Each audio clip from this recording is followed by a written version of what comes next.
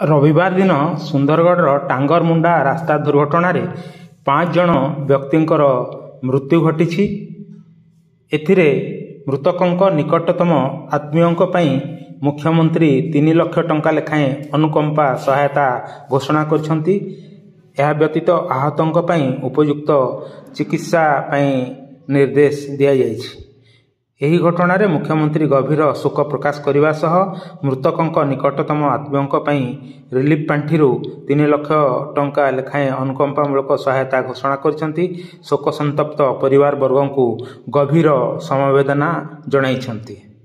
घटनार विवरणी प्रकाश जे सुंदरगढ़ सदर थाना तेलेंडीही निकटरे रविवार अपराह्न एही मर्मन्तुद दुर्घटना घटी। किंजिरीकेला अंचल सुंदरगढ़ को फेरुथुबा एक ऑटो को विपरीत दिगरु जाउथुबा एक बाली बोझेई हाइवा सामनारू चापी देइथिला। एहा सह 2 गाड़ी रास्तारू 20 फुट तळकू बिल भितर को खसी पड़िथिला।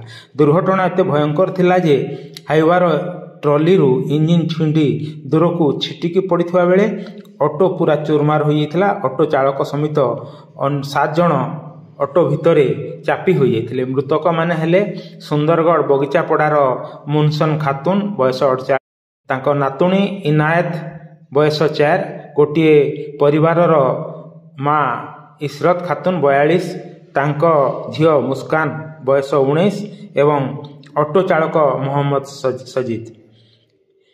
इशरत को अन्य एक झियो सोनी 14 वर्ष को गुरुतर अवस्था सुंदरगढ़ जिला मुख्य डाक्तरखाना रे भर्ती करा जायछि।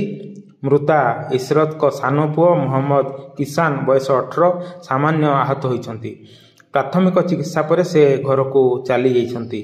दुर्घटना घटाइथिबा हाइवा चालक फेरार हो जाइथिबा बेले ताकू स्थानीय लोके गोड़ेई धरी पिटिथिबा सूचना मिली।